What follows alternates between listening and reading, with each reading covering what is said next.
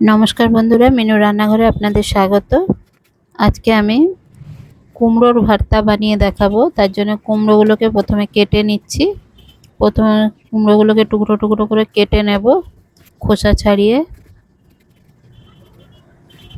কুমড়োগুলো কাটা হলে আমি কয়েকটা পেঁয়াজ কুচিয়ে নেব।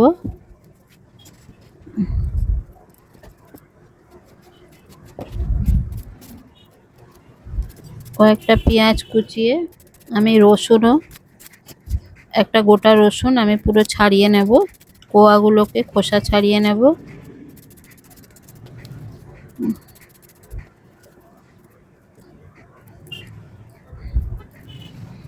রসুনের খোসা ছাড়িয়ে পেঁয়াজ কুচিয়ে আর কিছুটা কাঁচা লঙ্কা নিয়ে এবার আমি কড়াতে তেল দিয়ে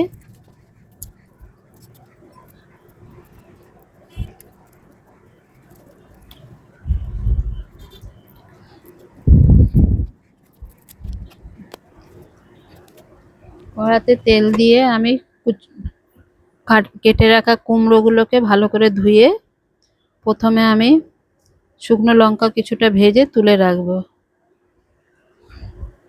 তারপরে আমি ওই কুমড়োগুলোকে দিয়ে নেব। কুমড়োগুলো ভালো করে ভাজা হলে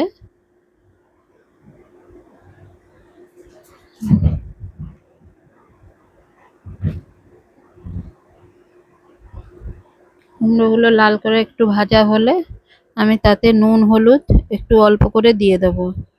আবারও একটু ভালো করে ভেজে নেব।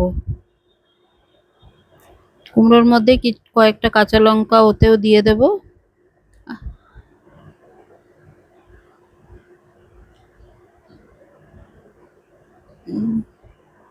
কুমড়োগুলো ভাজা হলে আমি এবার মিক্সিং জারে কুমড়োগুলোকে তুলে নেব। লাল করে ভাজা হয়ে গেছে, আমি এবার কুমড়োগুলোকে মিক্সিং জারে তুলে নেব। একটু ঠান্ডা হতে দেব। ঠান্ডা হলে আমি ওটাকে পেস্ট করে নেব। এদিকে আমি ওই তেলের মধ্যেই রসুন আর পেঁয়াজ যেটা কুচিয়ে রেখেছিলাম সেটা দিয়ে দেব।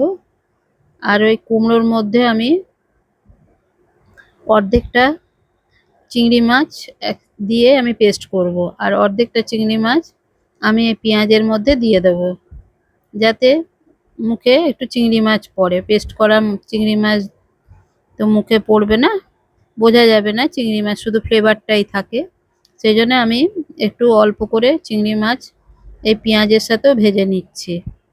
আর ওই শুকনো লঙ্কা যেটা ভেজে তুলে রেখেছিলাম সেটাকে গুঁড়িয়ে নিয়েছি, সেটাকেও আমি দিয়ে দিলাম।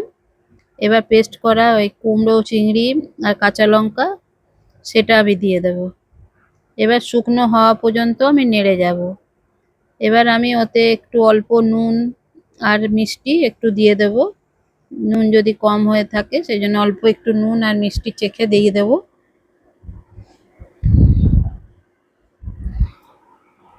এবার শুকনো হওয়া পর্যন্ত নাড়তে থাকবো। তৈরি আমাদের কুমড়োর ভর্তা।